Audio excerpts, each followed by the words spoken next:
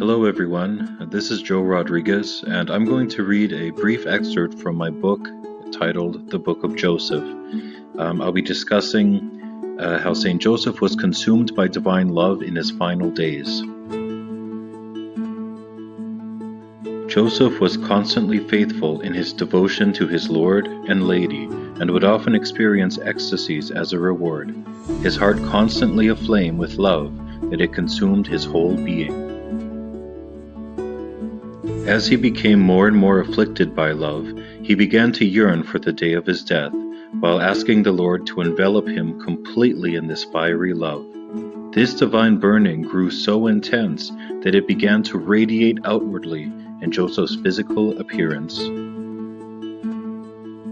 During the latter days of Joseph's life, Jesus would often visit with him, caring for and encouraging him, especially during the violent bursts of ecstatic love within his body and soul. Mother Cecelia Baij and Venerable Maria de Agreda reveal these moments. We will start with Mother Cecelia.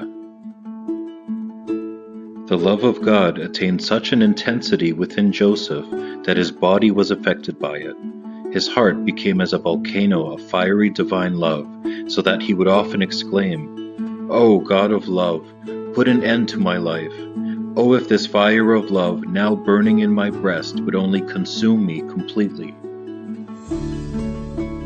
Joseph began to have the desire for death by being consumed with divine love. Joseph's heart was on fire, his body was radiant, and his eyes sparkled. Mary was delighted as she looked at Joseph, for he seemed to be more like a creature of heaven than of earth. And now Venerable Maria de Agreda.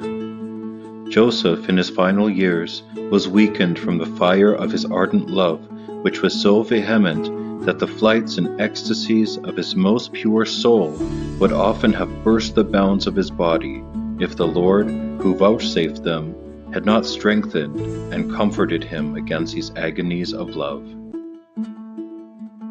So as we can see, St. Joseph's life of service, love, and devotion to our Lord Jesus Christ and the Blessed Virgin Mary was rewarded with such ecstasies of love that we can't even imagine. Throughout his life, Joseph upheld and loved the Son of God, and in the end, it was the Son of God who loved and upheld St. Joseph, his faithful father and servant.